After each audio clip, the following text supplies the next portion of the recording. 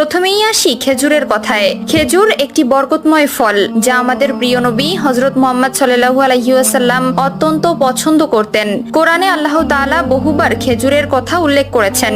যেমন সূরা মারিয়ামের 25 ও 26 নম্বর আয়াতে আল্লাহ তাআলা যখন মারিয়াম আলাইহিস সালামকে প্রসব বেদনার জন্য খেজুর গাছের নিচে আশ্রয় নিতে বললেন এবং তাকে তা থেকে ফল খেতে বললেন, তখন থেকেই খেজুরের ঔষধি গুণ ও পুষ্টিমূল্য প্রমাণিত।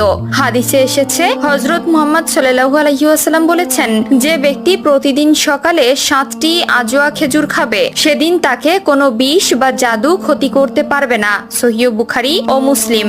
এর দ্বারা আমরা খেজুরের অসাধারণ উপকারিতা বুঝতে পারি। খেজুর শুধু শক্তি যোগায় না, এটি কোষ্ঠকাঠিন্য দূর করে, হজমে সাহায্য করে এবং প্রয়োজনীয় খনিজ পদার্থ ও ভিটামিন সরবরাহ করে। এটি রোজাদারদের জন্য ইফতারে একটি অপরিহার্য অংশ।